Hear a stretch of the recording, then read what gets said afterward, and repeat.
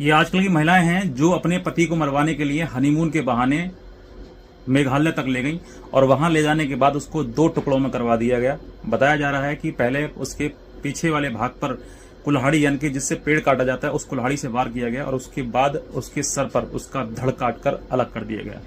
आप समझ सकते हैं कि ये जो महिला है, जिस महिला ने अपने पति से शादी करी, 7 फेरे लगाए, 7 फेरे के बाद धूमधाम से शादी करी और शादी के बाद सीधे हनीमून के बाद उसका हत्या, एक दर्शाता है कि ये सब चीजें जो है वो एक साजिश के तहत हुई हैं। और दूसरा कि इस लड़की का, जो सोनम नाम से लड़की है, इस लड़की का पहले से एक बॉयफ्रेंड था जो कि उससे प्यार करती थी।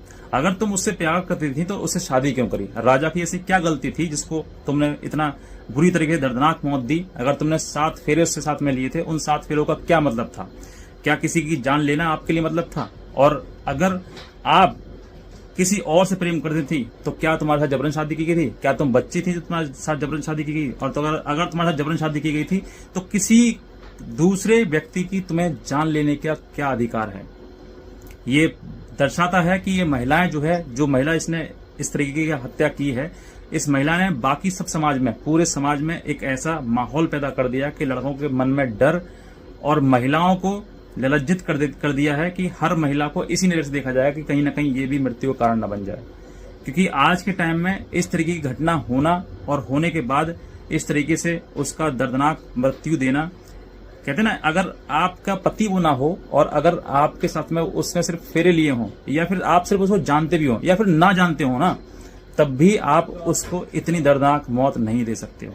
क्योंकि आप सामने खड़े हो और वो व्यक्ति जो उसके किराए के गुंडे मंगाए गए हैं, 3 गुंडे उस पर वार कर रहे हैं कुल्हाड़ी से, तो सोचकर देखिए कि अगर कोई अनजान व्यक्ति होगा ना, वो भी पूछ जाएगा उस लड़ाई में, वो कहेगा कि बताओ क्यों मार रहे हो, क्या कारण है इसका?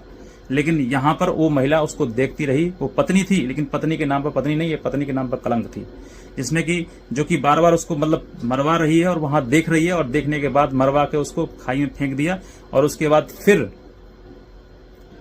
वहां से भागी और भागने के बाद बिहार तो कभी यूपी में वो भाग छिपाती रही, अपने आप को छिपाते के कि छिपती रहे, लेकिन कहीं ना कहीं उसको शरण नहीं मिली और आज वो पुलिस के हाथ पे चढ़ गई है। इस कहानी से एक सीख तो आपको मिलती है। अभी से कुछ दिन पहले एक घटना हुई थी अतुल सुभाष की, जिसमें कि पति ने अपने आप की अपना गला घोटकर उसने आत्महत्या कर ली थी, क्योंकि उसकी पत्नी ने उसके ऊपर इतने मुकदमे कर दिए थे कि वो महिला जो है वो पति जो है वो इतना पीड़ित हो गया था कि उसने खुद को गला घोटकर अपनी हत्या कर ली थी। लेकिन इस कहानी में मतलब मार दिया गया था। बात समझ रहे हैं कि पहले अतुल सुभाष ने खुद आत्महत्या कर ली और